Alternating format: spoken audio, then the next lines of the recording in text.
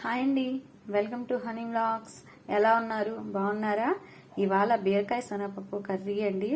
చాలా టేస్టీగా ఉంటుంది కదా. ఈ కర్రీ ఇష్టపడని వాళ్ళు ఉండరు కదండి. ఈ కర్రీ మీలో ఎంతమందికి ఇష్టమండి? ఏం లేదు, బీరకాయని సన్నగా కట్ చేసి పక్కన పెట్టుకొని, ఎర్రగడ్డ టమోటా కట్ చేసి పక్కన పెట్టుకున్నానండి. శనగపప్పు కూడా ఉడికించుకొని పక్కన పెట్టుకున్నాను.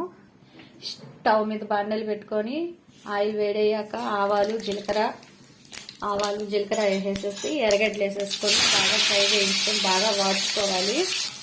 ఎర్రగడ్డ కూడా వాడిపోయిందండి. టమోటా ముక్కలు వేసేసి బాగా ఫ్రై చేసేసి ఉప్పు పసుపు కారం వేయాలి.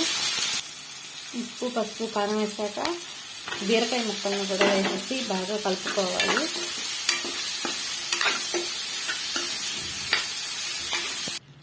బీరకాయ ముక్కలు వాడాక అండి పచ్చిశనగపప్పు కూడా వేసేసి బాగా కలుపుకొని వాటర్ పోసుకొని మూత పెట్టుకొని ఉడికించుకోవాలి. సిబ్బులో పెట్టుకొని ఉడికించుకోవటం. నేను బీరకాయ కర్రీ దగ్గరకు వచ్చేసేస్తుందండి, వచ్చింది. మెయిన్ ఇంగ్రీడియంట్ అండి ఇది. ధనియాలు, జీలకర్ర, తెల్లగడ్డ బాగా ద్వారగా వేయించుకొని మిక్సీ పట్టుకోవాలి మెత్తగా. కూర రెడీ అయిపోయిందండి. దీంట్లో ఇప్పుడు మెత్తగా మిక్సీ పెట్టుకున్న ధనియాల పొడి వేసేసుకొని బాగా కలుపుకోవాలి. కూర రెడీ అయిపోయిందండి. ఎంతో టేస్టీగా ఉండే బీరకాయ శనగపప్పు కర్రీ రెడీ అయిందండి. అసలుకి స్మెల్ అయితే అదిరిపోతుంది. టేస్ట్ కూడా చాలా బాగా వచ్చింది. నా వీడియో కనుక మీకు నచ్చితే లైక్ చేయండి, నా ఛానల్ని సబ్స్క్రైబ్ చేయండి. Thanks for watching.